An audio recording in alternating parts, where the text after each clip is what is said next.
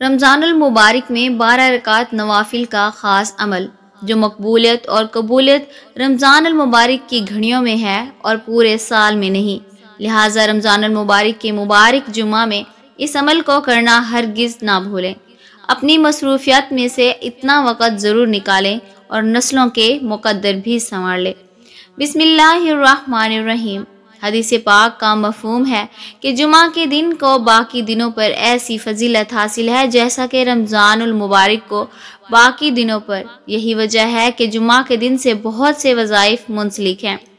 ظاہر بات ہے کہ جتنے مبارک اوقات ہوں گے ان میں کیے گئے اعمال بھی اتنے ہی برکت و فضیلت والے ہوں گے۔ معزز ناظرین، رمضان المبارک کا مہینہ بڑی برکتوں اور بڑی فضیلتوں کا مہینہ ہے۔ اس مہینے میں اللہ رب العزت کی طرف سے انسانوں کو خصوصی سہولیات ملتی ہیں اور اس کے خصوصی انعام دنیائے انسانیت پر ہوتے ہیں۔ اس ماہ مبارک میں اللہ کی رحمت کے دروازے کھول دیے جاتے ہیں، آسمانوں کے دروازے بھی کھول دیے جاتے ہیں اور ان سے انوار و برکات اور رحمتوں کا نزول ہوتا ہے۔ جہنم کے دروازے بند کر دیے جاتے ہیں اور سرکش شیاطین قید کر دیے جاتے ہیں۔ رمضان المبارک میں عبادات کا ثواب بڑھا دیا جاتا ہے، فرض کا ثواب 70 گنا زیادہ ہو جاتا ہے، نفل کا ثواب فرض کے برابر کر دیا جاتا ہے۔ اس لیے ایک نفل نماز پڑھنے کا مطلب ہے ایک فرض کو ادا کرنا۔ اس لیے رمضان المبارک میں کثرت سے نوافل کا اہتمام کرنا چاہیے۔ اس ماہ مبارک میں ایک رات ہے جو ہزاروں مہینوں سے افضل ہے۔ رمضان المبارک میں اللہ رب العزت کی طرف سے یہ انعام و اکرام اور نوازشیں اور ان کے برکات میں ہم اپنی آنکھوں سے دیکھ سکتے ہیں۔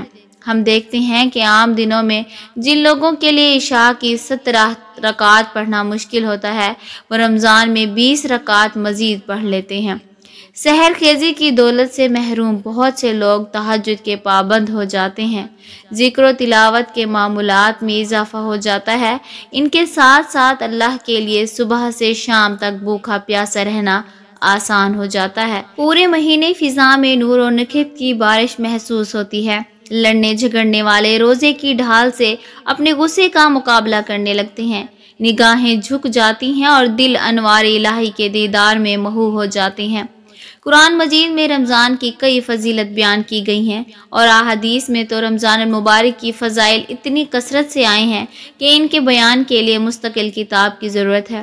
رمضان المبارک کے فضائل سے متعلق ایک روایت یہ ہے کہ ایک مرتبہ رسول اللہ صلی اللہ علیہ وسلم نے مسجد میں حاضرین سے فرمایا کہ تم لوگ ممبر کے قریب آ جاؤ۔ جب لوگ قریب آ گئے تو آپ ممبر پر چڑھے۔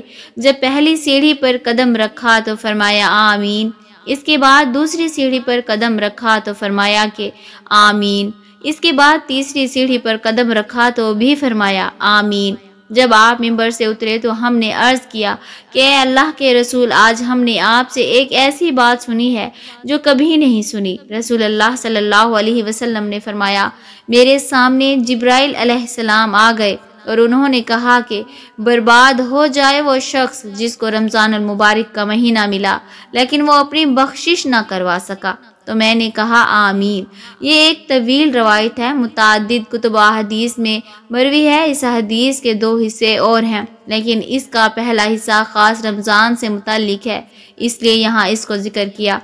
قابل غور بات یہ ہے کہ رمضان المبارک تو اللہ رب العالمین کا عطیہ ہے، لیکن اس عطیے سے بہرہ مند ہونے کی ذمہ داری خود انسان کی ہے، یعنی انسان کو کوشش کر کے اس ماہ مبارک میں اپنی مغفرت کو یقینی بنانے کی جدوجہد کرنی چاہیے۔ ہر شخص کو اپنے طور پر ہر ممکن طریقہ اختیار کرنا چاہیے تاکہ اس کی مغفرت کی شکل پیدا ہو سکے۔ اس نقطہ نظر سے رمضان المبارک کی مبارک ساعات کو بہت احتیاط اور پورے دھیان سے گزارنے کی ضرورت ہے۔ رمضان المبارک کے بابرکت ایام کو صحیح طرح سے گزارنے اور ان سے پورا فائدہ اٹھانے کے سلسلے میں قرآن و حدیث میں متعدد ہدایات ہیں۔ لوگ عام طور پر ان ہدایات پر عمل بھی کرتے ہیں۔ ان کو اگر ترتیب وار دیکھا جائے تو ان ہدایات میں حسب ذیل امور اضافی اہمیت کے ہیں اور زیادہ اہم ہیں، جن میں سے ایک نوافل کا اہتمام کرنا بھی ہے۔ تو اسی طرح اللہ پاک ہمیں عبادت اور بخشش کے موقع دیتا ہے، جیسے رمضان المبارک، شب معراج، شب برات وغیرہ۔ تو معزز ناظرین، رمضان المبارک میں 12 رکعت نفل کا خاص عمل بیان کرتے ہیں۔ رمضان المبارک میں 12 نوافل کا خاص عمل جمعہ کے دن عصر کی نماز کے بعد اپنی نشست پر ہی بیٹھے رہیں اور اول 7 مرتبہ درود پاک پڑھنے کے بعد مسلسل آیت الکرسی پڑھنا شروع کر دیں۔ جب مغرب کی اذان شروع ہونے لگے تو اذان شروع ہونے سے پہلے چند لمحات پہلے ہی سجدے میں چلے جائیں اور اللہ سے اپنی فریاد مانگتے رہیں۔ صرف 3 جمعہ اس طرح عمل کریں، مراد پوری ہوگی انشاءاللہ۔ ضرورت پڑے تو 14 یا 21 جمعہ بھی یہ عمل کر سکتے ہیں۔ اللہ کریم ناممکن کو ممکن بنا دیں گے۔ علاوہ رمضان بھی یہ عمل کر سکتے ہیں، مگر جو قبولیت اور مقبولیت رمضان المبارک کی گھڑیوں میں ہے اور پورے سال میں نہیں، لہٰذا رمضان المبارک کے مبارک جمعہ میں اس عمل کو کرنا ہرگز نہ بھولیں۔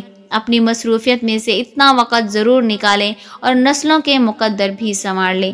اللہ تبارک و تعالی ہمارے کبیرہ صغیرہ گناہ معاف فرمائے، آمین یا رب العالمین۔ معزز ناظرین، کامنٹ باکس میں اللہ کے 99 ناموں میں سے ایک نام ضرور ٹائپ کریں۔